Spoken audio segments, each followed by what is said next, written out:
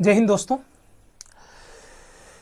जैसा कि थंबनेल पर बहुत खतरनाक थंबनेल लगाया हूं मैं कि अगर दम है तो 30 प्रश्नों में 10 प्रश्न करके दिखाइए।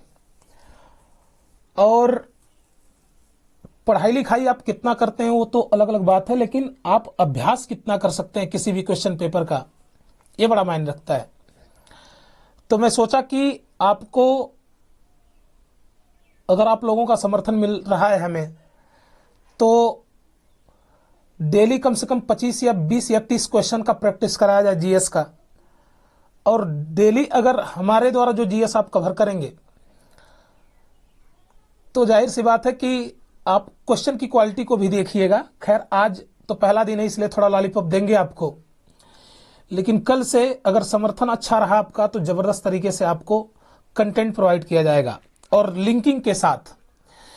तो एक और नम्र निवेदन है यार कि थोड़ा सा आप अपने लोगों के पास इसे भेजो, ऐसी वीडियो को, ठीक है, क्योंकि उन्हें भी आवश्यकता होगी और हमारा उत्साह भी बढ़ेगा। तो 30 प्रश्न है और अगर 30 में से अगर आप लोगों का 15 या 20 सही हो जाता है अपने आप, जैसे मैं तो लिंक करूंगा तो उसकी बात अलग है और मैं आंसर बताऊंगा तो, लेकिन आप अगर 15-20 सही कर लेते हैं तो कमेंट में जरूर बताना कि सर हम कितना स्कोर कर पाए हैं। ईमानदारी से देख दाग के ना बताना, क्योंकि मैं आपको नहीं देख रहा हूं ना तुम हमें देख रहे हो, ठीक है।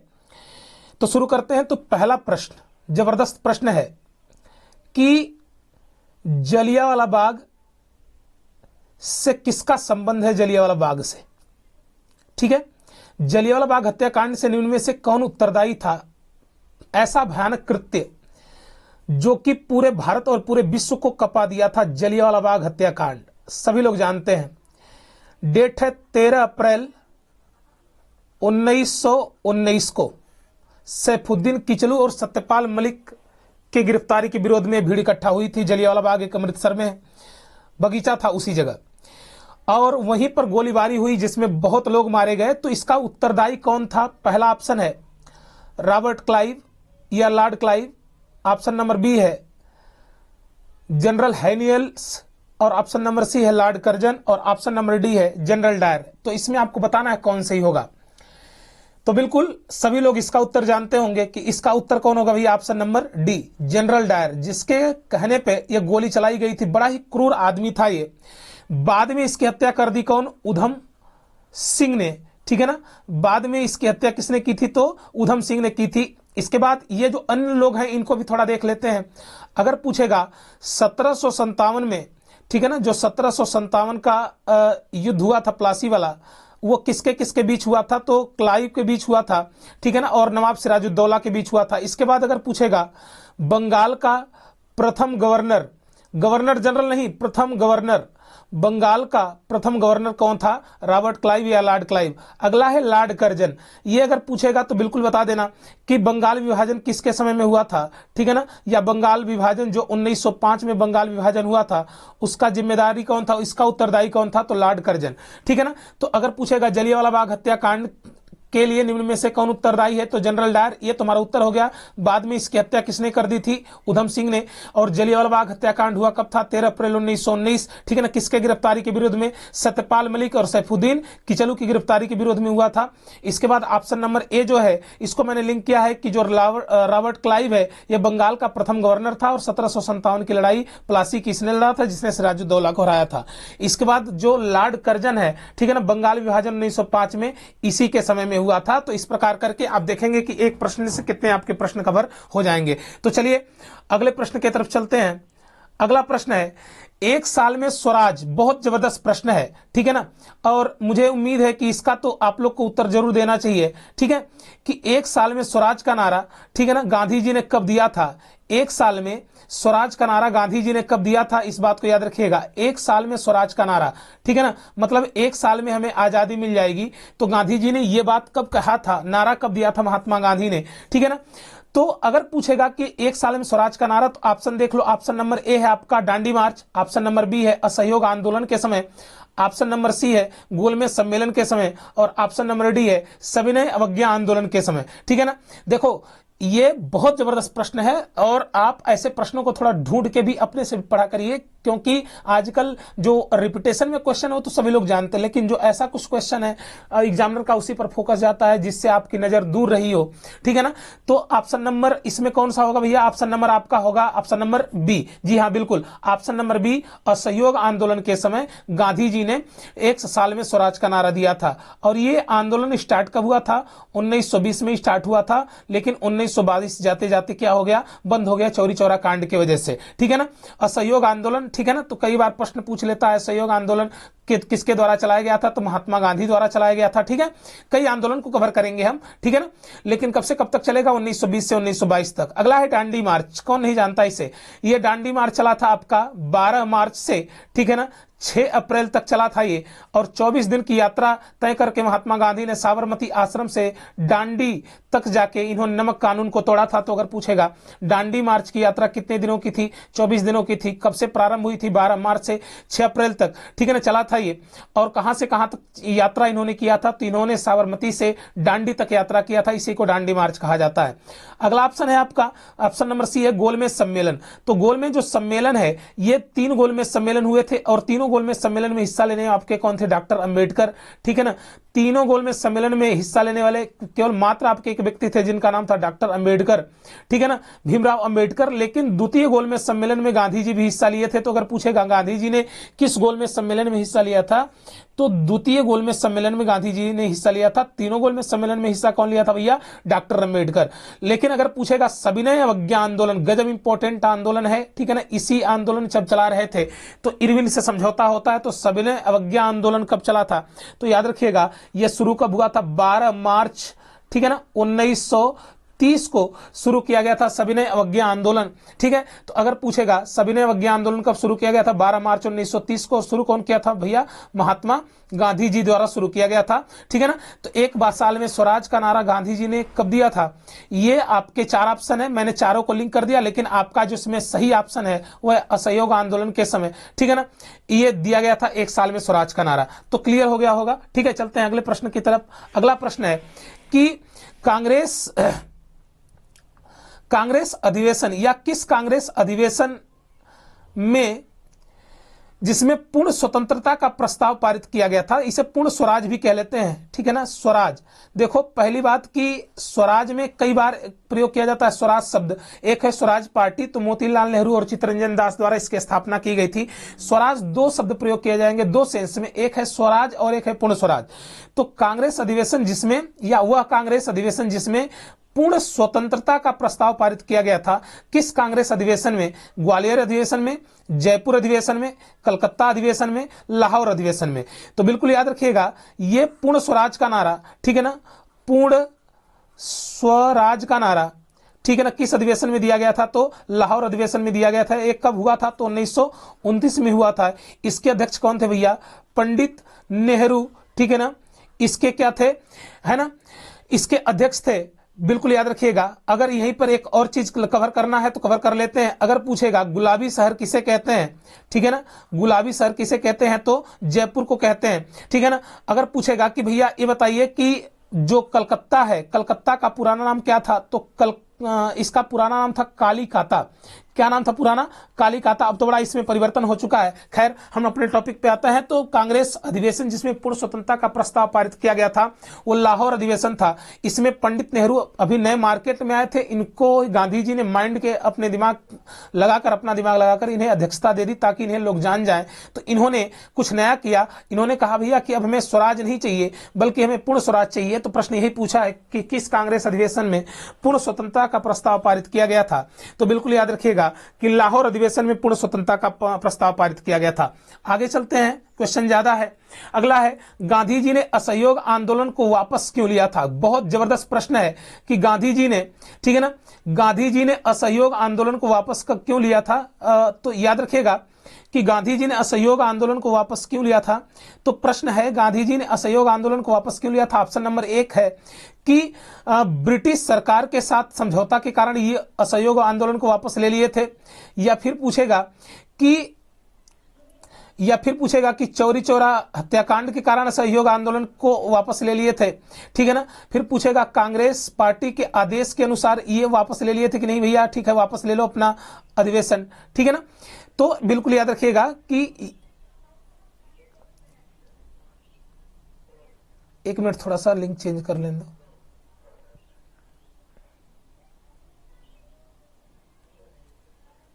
ठीक है, तो गांधी जी ने असहयोग आंदोलन को वापस क्यों लिया था? तो ब्रिटिश सरकार के साथ समझौता किया था क्या? ऐसा नहीं है, ठीक है ना। क्या चौरी चौरा घटना जो हुई थी उसके बाद लिए थे?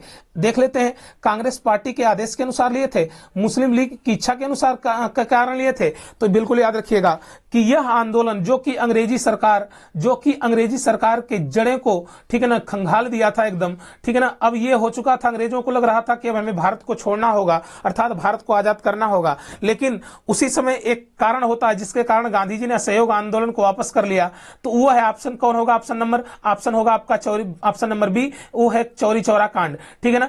5 फरवरी, ठीक है ना, 1922 को गोरखपुर के एक चौरी चौरा नामक स्थान पर, जो कि अंग्रेजी थाने को फूंक दिया गया था, भारतीय क्रांतिकारियों द्वारा जला दिया गया था, जिसमें 70-72 जो अंग्रेजी सैनिक थे वो घायल हुए थे, मारे गए थे, जिसके कारण दुखित होकर गांधी जी ने असहयोग आंदोलन को वापस कर लिया। तो अगर पूछेगा असहयोग आंदोलन को वापस करने का कारण क्या है? चौरी चौरा कांड, ठीक है ना। तो यहीं पर ये ब्रिटिश सरकार के समझौता के साथ इनका कोई प्रयास नहीं था। कांग्रेस पार्टी के आदेश खुद आला कमाने थे, तो ये कांग्रेस पार्टी के आदेश को क्या मानेंगे? और वहीं मुस्लिम लीग से इनका कोई मतलब नहीं था। तो असहयोग आंदोलन वापस लेने का कारण था, प्रमुख कारण था चौरी चौरा कांड। तो आगे चलते हैं, देखते हैं कैसा प्रश्न है। अगला प्रश्न है, भारतीय असंतोष का जनक किसे कहा जाता है? क्या गजब का प्रश्न है, बिल्कुल याद रखिएगा। भारतीय असंतोष का जनक किसे कहा जाता है? ठीक है ना। कई बार यह प्रश्न आपका पूछ लेता है कि भारतीय असंतोष का जनक किसे कहा जाता है।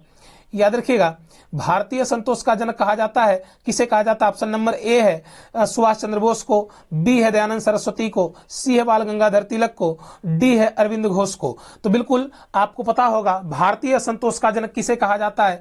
बाल गंगाधर तिलक को कहा जाता है भारतीय संतोष का जनक, क्योंकि बड़े खुराफाती आदमी थे। लेकिन खुराफाती का मतलब ये नहीं कि ये पूरा लाठी और बंदूक लेके मार करते थे, नहीं भैया, ये अपने शब्दों के बल पे ऐसा कर देते थे कि पूरे भारत में खुराफात उत्पन्न हो जाता था, ठीक है ना।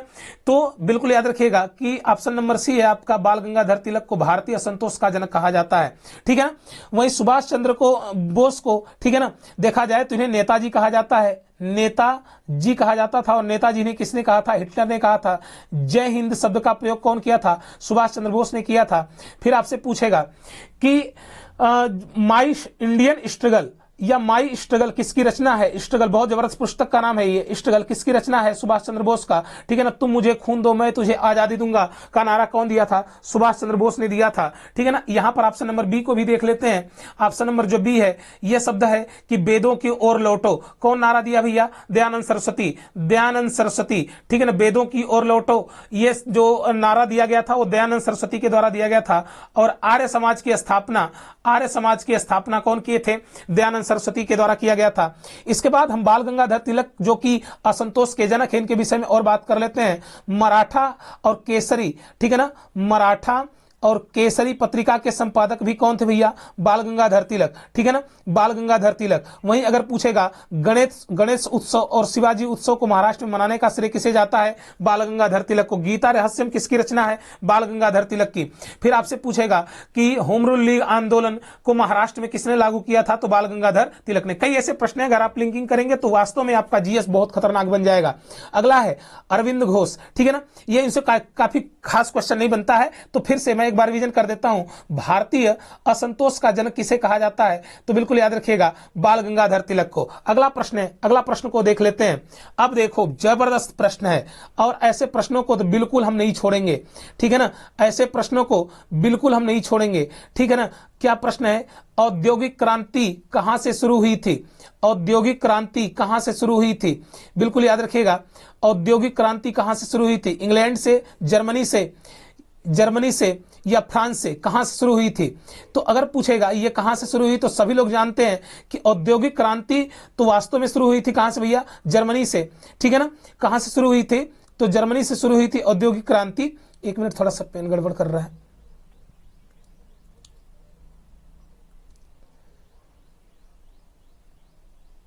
ठीक है। कहां से शुरू हुई थी? जर्मनी से शुरू हुई थी, इंग्लैंड से, फ्रांस से शुरू हुई थी और अमेरिका से शुरू हुई थी। ऑप्शन आपके 4 हैं। Option number A England, option number B Germany, option number C France, option number D America.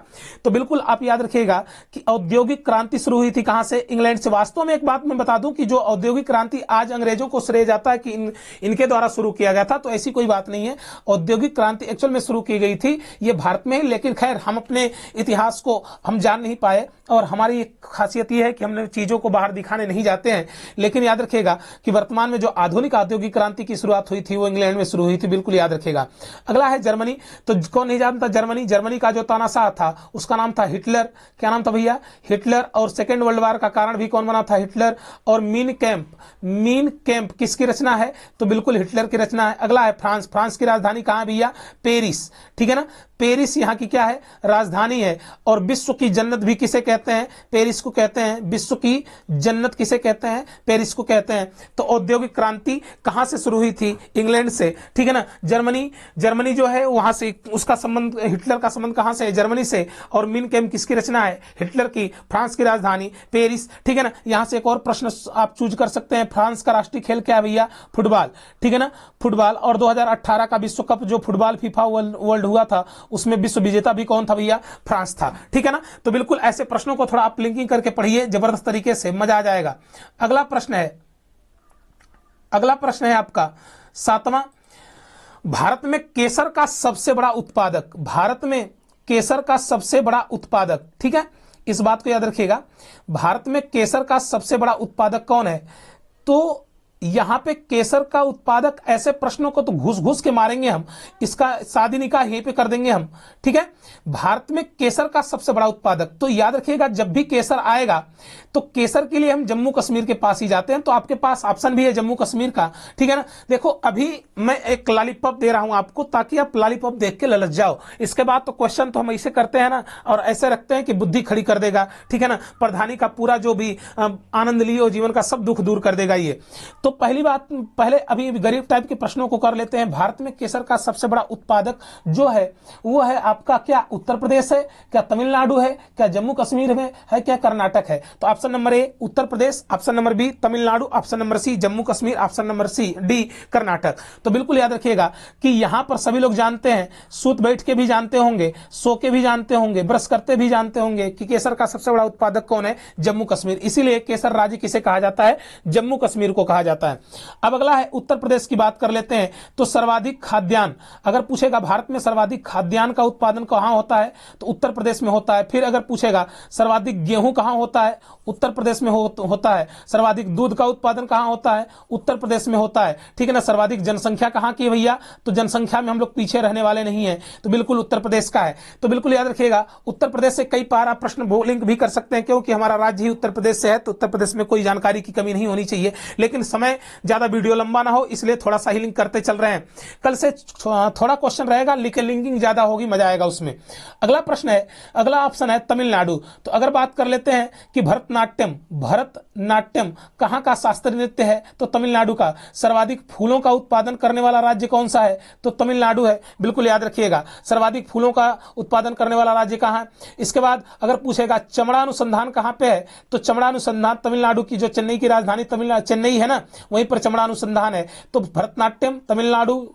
इसके बाद अगर पूछेगा सर्वाधिक फूल का उत्पादन तमिलनाडु और चमड़ा अनुसंधान कहां पे है? तो तमिलनाडु। अगला बात कर लेते हैं कर्नाटक। तो सर्वाधिक कहवा का उत्पादन, कहवा, ठीक है ना, भारत में सर्वाधिक कहवा का उत्पादन कहां किया जाता है? कर्नाटक में। फिर अगर पूछेगा कि भारत में सर्वाधिक रेशम का उत्पादन कहां होता है? तो कर्नाटक में होता है कहवा का उत्पादन, रेशम का उत्पादन। फिर आपसे अगर पूछ लेगा कि अगर मतलब कि जो भी कर्नाटक वाले क्षेत्र से, ठीक है, एक और इससे प्रश्न बन सकता है, कहवा का सर्वाधिक उत्पादन, रेशम का सर्वाधिक उत्पादन, ठीक है। और अगर पूछेगा यक्षगान कहाँ का शास्त्रीय नृत्य है? तो कर्नाटक का है। इस चीज को बिल्कुल याद रखिएगा। तो लिंकिंग आना चाहिए आपको। चलते हैं अगले प्रश्न के तरफ। अगला प्रश्न बहुत जबरदस्त प्रश्न है, ठीक है ना, बहुत जबरदस्त प्रश्न है। प्रश्न यह है कि बुद्ध शब्द का अभिप्राय क्या है? बुद्ध शब्द का अभिप्राय क्या है? भगवान बुद्ध सभी लोग जानते होंगे।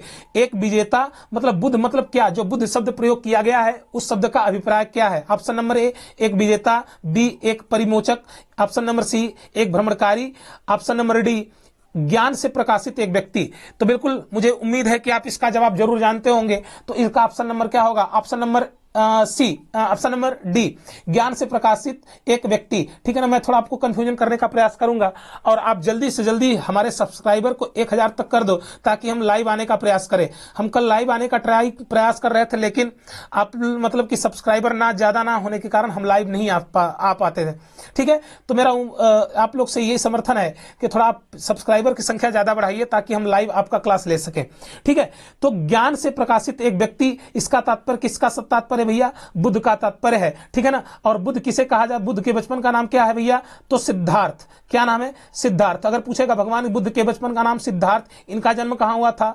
लुम्बिनी में जन्म हुआ था। ठीक है ना, इसके बाद अगर पूछेगा इनके पिता का नाम क्या था? पिता का नाम क्या था? शुद्धोधन। क्या नाम था भैया? शुद्धोधन धोधन। ठीक है ना, माता का नाम क्या था? महामाया। महामाया। मौसी का नाम था क्या था? गौतमी। ठीक है ना, पत्नी का नाम था यशोधरा। ठीक है ना, इसके बाद अगर पूछेगा लड़के का नाम क्या था? राहुल। प्रथम उपदेश इन्होंने कहां दिया था? सारनाथ में दिया था। इसके बाद अगर पूछेगा कि बुद्ध भगवान मतलब कि जो बुद्ध है, इन्होंने कितने वर्ष में अपने घर को छोड़ा था? तो 29 वर्ष की उम्र में इन्होंने अपने घर को क्या कर दिया था? छोड़ दिया था। तो अगर पूछेगा बुद्ध शब्द का अभिप्राय क्या है, तो बिल्कुल याद रखिएगा, ज्ञान से प्रकाशित एक व्यक्ति। लाइट ऑफ एशिया भी किसे कहा जाता है? भगवान बुद्ध को कहा जाता है। तो मुझे उम्मीद है कि क्वेश्चन बड़ा पसंद आ रहा होगा आपको। अगला प्रश्न देख लेते हैं, बड़ा जबरदस्त प्रश्न है। ठीक है, अगला प्रश्न देख लेते हैं, बहुत जबरदस्त प्रश्न है। और प्रश्न ये है कि किस शहर को नवाबों का शहर कहा जाता है? ठीक है ना, किस शहर को नवाबों का शहर कहा जाता है? इसमें से जबरदस्त प्रश्न है और ऐसे प्रश्नों को तो हम एकदम पानी पिला पिला के पीटते हैं। आ जाओ, इसके दिमाग में छेद करने का प्रयास करते हैं हम। नवाबों का शहर, ठीक है ना, किसे कहते हैं? ऑप्शन नंबर ए, जयपुर को कहते हैं, मेरठ को कहते हैं, लखनऊ को कहते हैं, या कटक को कहते हैं। एक बार फिर से पेन थोड़ा चेंज कर लें। ठीक है ना, तो बताइएगा किसे कहते हैं नवाबों का शहर? तो आपका उत्तर जरूर होगा लखनऊ ही। ठीक है ना, नवाबों का शहर किसे कहा जाता है? लखनऊ को। ठीक है ना, अब देखो, नवाबों का शहर लखनऊ को कहा जाता है। और क्या लखनऊ को कहा जाता है? ठीक है ना, आम नगरी। आम नगरी, ठीक है ना, किसे कहा जाता है? तो लखनऊ को कहा जाता है। इसके बाद उत्तर प्रदेश की राजधानी कहां है? लखनऊ। इसके बाद अगर पूछेगा लक्ष्मण महोत्सव या लखन महोत्सव कहां मनाया जाता है? तो लखनऊ में मनाया जाता है। इस बात को याद रखिएगा। अगला है गुलाबी शहर किसे कहते हैं? जैसा कि आप जानते हैं, ये आपका जयपुर को ही कहते हैं गुलाबी शहर। ठीक है ना, मेरठ। मेरठ को कौन कौन सी नगरी कहते हैं? कैंची एवं क्रांति नगरी। एवं क्रांति नगरी किसे कहते हैं भैया? मेरठ को कहते हैं। इसके बाद अगर पूछेगा चावल अनुसंधान कहां पे है? तो कटक में है। और सुभाष चंद्र बोस का जन्म भी कहां हुआ था? तो बिल्कुल याद रखिएगा, कटक में हुआ था। तो किस शहर को नवाबों का शहर कहते हैं? देखो, नवाबों के शहर में दो नाम आते हैं। एक रामपुर को भी नवाबों का शहर कहा जाता है, लेकिन ऑप्शन में नहीं है, इसलिए हम इसको किसको ट्रिक करेंगे? लखनऊ को ट्रिक करेंगे। ठीक है ना, तो याद रखिएगा, नवाबों का शहर लक्ष्मण महोत्सव कहां मनाया जाता है? लखनऊ। ठीक है ना, लखनऊ किस नदी के किनारे है? तो गोमती नदी के किनारे है। गोमती नदी के किनारे है। और उत्तर प्रदेश की राजधानी भी कहां है? लखनऊ। लखनऊ का पुराना नाम क्या है? लक्ष्मणपुरी। ठीक है ना, लक्ष्मणपुरी इसका पुराना नाम है। बिल्कुल याद रखिएगा। तो किस शहर को नवाबों का शहर कहा जाता है? तो भाई साहब, मैंने इसको पीट दिया बढ़िया से। अगर आप भी थोड़ा सा मेहनत करेंगे तो आपके दिमाग में उतर जाएगा। अगला प्रश्न है, बहुत जबरदस्त प्रश्न है। ठीक है, अगला प्रश्न ये है कि भारत में द्वैध शासन, जबरदस्त प्रश्न रखे हैं और देखें कितने लोग जवाब दे पाते हैं। अपना कमेंट जरूर देना। ठीक है ना, ऐसा नहीं कि मैं इसका बता दे रहा हूं उत्तर तो आप मत देना, इसका मतलब उत्तर नहीं देना, बिल्कुल देना। मुझे उम्मीद है कि आप देंगे जरूर। ठीक है ना, तो बात कर लेते हैं कि भारत में द्वैध शासन का जनक किसे कहा जाता है? लियोनिल कार्टिस, option number A. Option number B, Dalhousie को, या option number C, Lord Wellesley को, और option number D, Lord Canning को। ठीक है ना, द्वैध शासन, डाईआर्की। देखो, एक होता है मोनोआर्की, एक होता है डाईआर्की, एक होता है पॉलीआर्की। ठीक है ना, एकल शासन, द्वैध शासन, बहुशासन। तो द्वैध शासन, भारत में द्वैध शासन का जनक किसे कहा जाता है? तो बिल्कुल ऑप्शन नंबर ए होगा। द्वैध शासन का जनक कौन भैया? Lionel Curtis. इसने अपनी पुस्तक डायरकी में, ठीक है ना, डायरकी में द्वैध शासन का जिक्र किया है। तो द्वैध शासन का जनक किसे माना जाता है? ठीक है, तो याद रखिएगा लियोनिल कार्टिस को, और इसकी पुस्तक का नाम क्या है? डायरकी। अगर पूछेगा भारत में सर्वप्रथम प्रांतों में, शब्द पर ध्यान देना, प्रांतों में द्वैध शासन कब लगा था? 1919 में। लेकिन अगर पूछेगा केंद्र में सर्वप्रथम द्वैत शासन कब लगा था? 1935 में। तो बिल्कुल याद रखिएगा द्वैत शासन का पूरा बायोडाटा, ठीक है ना, दिमाग में घुस घुस के मारो, इसको लड्डू खिला के, पानी खिला के, पिला के सब मारते रहो, ठीक है ना। अगला ऑप्शन देख लेते हैं, डलहौजी। कौन नहीं जानता इसे? भारत में ट्रेन का जनक किसे कहा जाता है? डलहौजी को। राज्य हड़प नीति, राज्य हड़प नीति, हड़प नीति किसने लागू की थी भैया? डलहौजी ने। इसके बाद सहायक संधि, सहायक संधि कौन चलाया था? तो बिल्कुल याद रखिएगा बेलोजली ने सहायक संधि लागू किया था। अगला है लॉर्ड कैनिंग। तो अगर पूछेगा भारत का प्रथम वायसराय, वायसराय कौन है? लॉर्ड कैनिंग, ठीक है ना। और भारत में अगर पूछेगा 1857 की क्रांति के समय, ठीक है ना, ब्रिटिश गवर्नर कौन था, गवर्नर जनरल कौन था? तो लॉर्ड कैनिंग। तो भाई साहब इसका मैं बायोडाटा पूरा कवर कर रहा हूं। भारत में द्वैत शासन का जनक किसे कहा जाता है? लियोनिल कार्टिस को। डायर की किसकी पुस्तक है? लियोनिल कार्टिस को। प्रांतों में द्वैत शासन कब लगा था? भारत में 1919 में, ठीक है ना। और केंद्र में कब लगा था? 1935 में। अगर डलहौजी को देखा जाए, भारत में ट्रेन का जनक किसे कहते हैं? रेलवे लाइन बिछाने वाला कौन है? डलहौजी। राज्य हड़प की नीति कौन लागू किया था? डलहौजी। इसके बाद अगर पूछेगा लॉर्ड वेलेजली से संबंध के प्रश्न क्या आ सकता है? सहायक संधि का जनक कौन है? तो सहायक संधि का जनक है आपका लॉर्ड वेलेजली। अगला है लॉर्ड कैनिंग की। अगर बात कर ले तो लॉर्ड कैनिंग जो है बहुत खतरनाक आदमी है। ये पहले एक झगड़ा लगवाया था, यही 1857 की क्रांति, और भारत का प्रथम वायसराय भी बना था। कौन? तो लॉर्ड कैनिंग। तो मुझे उम्मीद है कि क्वेश्चन आपको पसंद आ रहे होंगे। तो अगर पसंद आ रहा है तो बिल्कुल यार सपोर्ट करते चलो। अगला प्रश्न देखते हैं क्या है। अगला प्रश्न है बहुत खतरनाक प्रश्न है, ठीक है। और बहुत खतरनाक प्रश्न क्या है थोड़ा सा देख लेते हैं कैसा प्रश्न है। देखिए थोड़ा पानी पी ले, ठीक है। चलिए तो अगर बात कर ले कि किस क्वेश्चन हमारा है, किस ग्रह को, ठीक है ना, किस ग्रह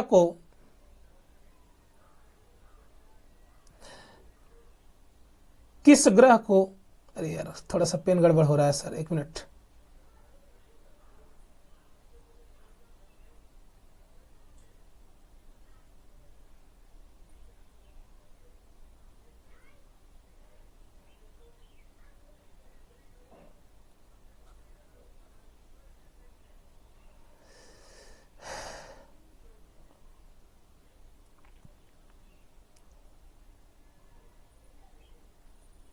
एक मिनट।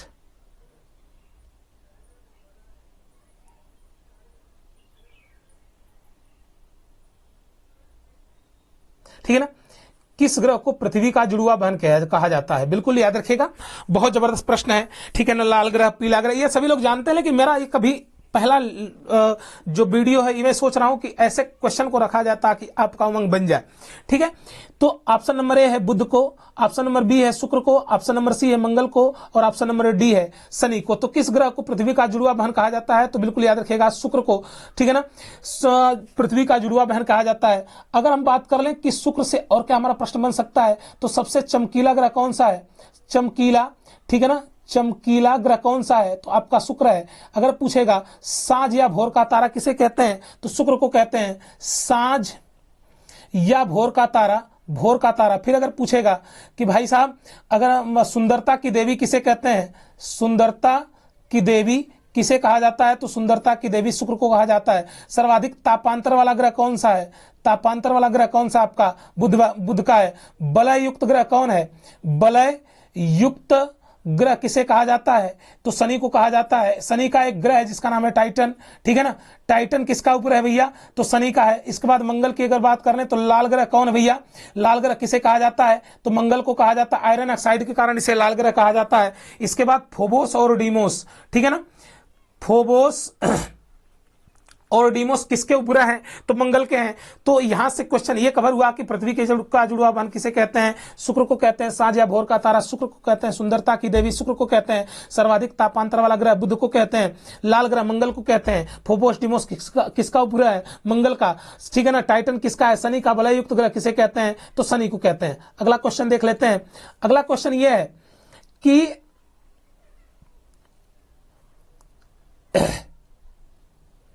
प्लासी का युद्ध किस वर्ष हुआ था? जबरदस्त प्रश्न है।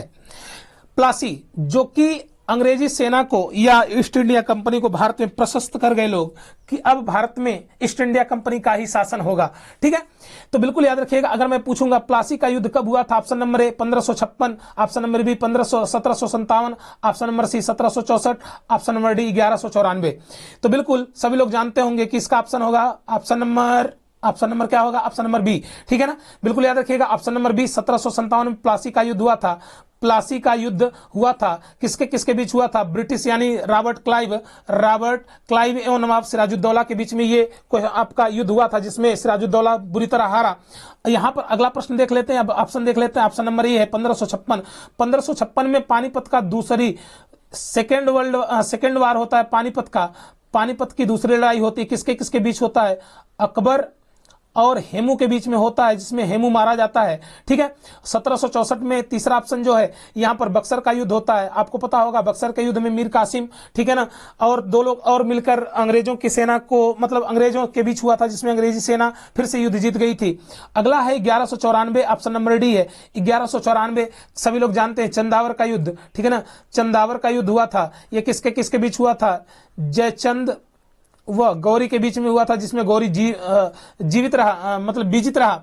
तो याद रखिएगा प्लासी का युद्ध कब हुआ था, 1556 में या 1757 में, 1764 में, 1194। तो ऑप्शन था भैया 1757 में प्लासी का युद्ध हुआ था। बक्सर का युद्ध 1764 में हुआ था। पानीपत की दूसरी लड़ाई 1556 में, और 1194 में चंदावर की लड़ाई हुई थी। ठीक है, तो उम्मीद है कि क्वेश्चन आपको पसंद आ रहा होगा। आगे देख लेते हैं कैसा प्रश्न है। ठीक है ना, आगे प्रश्न है कि भारतीय संविधान में नागरिकता का वर्णन किस अनुच्छेद से किस अनुच्छेद तक है। जबरदस्त प्रश्न है, ठीक है ना, जबरदस्त प्रश्न है ये। भारतीय संविधान में नागरिकता का वर्णन किस अनुच्छेद से किस अनुच्छेद तक है। तो मैं पहले बात कर लेता हूं कि नागरिकता का वर्णन किस अनुच्छेद से किस अनुच्छेद तक है। तो नागरिकता, ठीक है ना, नागरिकता का वर्णन किस भाग में है, तो भाग याद रखिएगा, भाग नंबर 1। ये हमारे यहाँ किस प्रकार की नागरिकता है, एकल नागरिकता है। एकल नागरिकता है, ये कहां से लिया गया है, ब्रिटेन से लिया गया है। बिल्कुल याद रखिएगा, एकल नागरिकता कहां से ली गई है, ब्रिटेन से ली गई है। ठीक है, अब हम बात कर लेते हैं कि किस अनुच्छेद से किस अनुच्छेद तक। ऑप्शन नंबर ए 1 से 4 तक, ऑप्शन नंबर बी 12 से 35 तक, ऑप्शन नंबर सी 36 से 51 तक, ऑप्शन नंबर डी इनमें से कोई नहीं। तो आप बिल्कुल पता होगा आपको, ठीक है ना, बताइए जल्दी से जल्दी। मुझे उम्मीद है कि आप लोगों को पता होगा। तो ऑप्शन नंबर क्या होगा, ऑप्शन नंबर होगा डी, ठीक है ना, ऑप्शन नंबर डी इनमें से कोई नहीं। एक्चुअल में नागरिकता का वर्णन अनुच्छेद नंबर 5 से 11 तक दिया गया है। इस बार ये पीसीएस प्री में पूछा था, ठीक है ना, कि नागरिकता का वर्णन संविधान के किस अनुच्छेद से किस अनुच्छेद तक है। तो याद रखिएगा 5 से 11 तक है। लेकिन हम थोड़ा सा और ऑप्शन को भी कवर कर लेते हैं। तो ऑप्शन नंबर 1 से 4 किसका वर्णन है भैया, संघ राज्य क्षेत्रों का वर्णन है। संघ राज्य क्षेत्रों का वर्णन है, इसमें भाग नंबर 1 आता है। फिर वही पूछेगा 12 से 35 तक मूल अधिकार का वर्णन है, मूल अधिकार, ठीक है ना, मूल अधिकार का वर्णन किस भाग में है, तो भाग नंबर 3 में आता है। इसके बाद 36 से 51 तक नीति निर्देशक तत्व का वर्णन है, ठीक है ना, और ये कब से कब तक आता है भैया, तो ये आपका 36 से 51 तक आता है। किस भाग में आता है, भाग नंबर 4 में आता है। मूल अधिकार कहां से लिया गया है, अमेरिका से। नीतिशक सिद्धांत कहां से लिया गया है, तो आयरलैंड से लिया गया है। तो बिल्कुल याद रखिएगा, प्रश्न जबरदस्त है, ठीक है ना। और आप लिंकिंग करना अगर चाहेंगे तो इस प्रकार से जो क्वेश्चन रखा गया, इससे आपके पूरे सब्जेक्ट संविधान, इतिहास, भूगोल सभी को कवर किया जा सकता है, ठीक है ना। लेकिन बस आपका सहयोग चाहिए थोड़ा सा, ठीक है ना। चलिए आगे चलते हैं, अगला प्रश्न देख लेते हैं। बहुत जबरदस्त प्रश्न है, और जबरदस्त है तो साहब जबरदस्त है तो हम भी जबरदस्त हैं, ठीक है ना। इसके सीने में गोली मारेंगे। आ जाओ देख लेते हैं। लावड़ी किस राज्य का लोक नृत्य है। लावड़ी बहुत जबरदस्त प्रश्न है। लोक नृत्य है, ये शास्त्रीय नृत्य नहीं है। एक होता है शास्त्रीय नृत्य और एक होता है लोक नृत्य। तो लोक नृत्य से प्रश्न मैंने रखा है, लावड़ी किस राज्य का लोक नृत्य है। ऑप्शन नंबर ए है छत्तीसगढ़। क्या छत्तीसगढ़ का, option number B Maharashtra, option number C Assam, option number D Orissa. तो किस राज्य का भैया, तो बिल्कुल सभी लोग जानते होंगे, उम्मीद है महाराष्ट्र। तो महाराष्ट्र का शास्त्रीय नृत्य क्या है, लावड़ी, ठीक है ना। अगर हम बात कर लेते हैं छत्तीसगढ़, आप सभी ऑप्शनों को चेक कर लेते हैं। छत्तीसगढ़ का लोक नृत्य क्या है, पडवानी। पडवानी कहां का लोक नृत्य है भैया, छत्तीसगढ़ का, ठीक है ना। छत्तीसगढ़ मध्य प्रदेश से अलग हुआ था। अगला है, अगर पूछेगा भिलाई लोकतंत्र कहां पे है, छत्तीसगढ़ में है, ठीक है ना। अचना कमार राष्ट्रीय उद्यान भी कहां पे है, छत्तीसगढ़ में है। इसके बाद बात कर लेते हैं असम। असम जो बिहू है ना, बिहू जो शास्त्रीय नृत्य है वो असम में है। अंबुवाची मेला भी कहां लगता है, असम में लगता है। ओडिसी की अगर बात कर ले, ठीक है ना, तो ओडिसी जो है ना वो शास्त्रीय नृत्य है, ठीक है ना। तो ओडिसी में ओडिसी जो है ना ओडिशा मनाया जाता है। लेकिन यहाँ पर लावड़ी से प्रश्न है, लावड़ी किस राज्य में भैया? तो महाराष्ट्र में, पडवानी छत्तीसगढ़ में, बिहू असम में, ठीक है ना। एक और शास्त्रीय नृत्य है, उसका नाम है सत्रिय, ठीक है ना। सत्रिय शास्त्रीय नृत्य कहाँ का है? असम का है। ये बात बिल्कुल याद रखिएगा। चलते हैं आज के लास्ट क्वेश्चन की तरफ, क्योंकि समय ज्यादा लगेगा तो इसमें दो दो पार्ट में इसको मैं कर दूंगा। 30 क्वेश्चन है तो 15-15 क्वेश्चन, और आपको अब डेली रोज 15 क्वेश्चन बिल्कुल एनालिसिस के साथ आपको जबरदस्त तरीके से आपके सामने प्रस्तुत किए जाएंगे। लेकिन बस थोड़ा सा आपको यही करना है यार, बिना मेहनत बिना पैसे का थोड़ा सा लाइक कर देना, थोड़ा कमेंट कर देना, थोड़ा लोगों तक पहुंचा देना, उसमें कोई पैसा नहीं लगने वाला है आपका, ठीक है। चलिए तो क्वेश्चन देख लेते हैं। आपका लास्ट क्वेश्चन क्या है? बहुत जबरदस्त प्रश्न है, और जबरदस्त प्रश्न है इसलिए जबरदस्त तरीके से मैंने इसको रखा भी है, ठीक है ना। लेकिन ऐसे प्रश्नों को मैं तो पूरा मजनू बना देता हूं। भारत में श्वेत क्रांति का जनक किसे कहा जाता है? बिल्कुल याद रखिएगा, भारत में श्वेत क्रांति का जनक किसे कहा जाता है? Option number A doctor Swaminathan को, वर्गीज कुरियन को, option number C APJ Abdul Kalam को, लाल बहादुर शास्त्री को। तो सभी लोग जानते हैं श्वेत क्रांति का, पहले तो ये जान लो कि संबंध किससे है। तो श्वेत क्रांति का जो संबंध है वो बिल्कुल आपके श्वेत क्रांति का संबंध दुग्ध उत्पादन से है, ठीक है ना, दुग्ध उत्पादन से है। याद रखिएगा, इसी के तहत अमूल की स्थापना की गई थी। अमूल दूध पीता है इंडिया, ठीक है।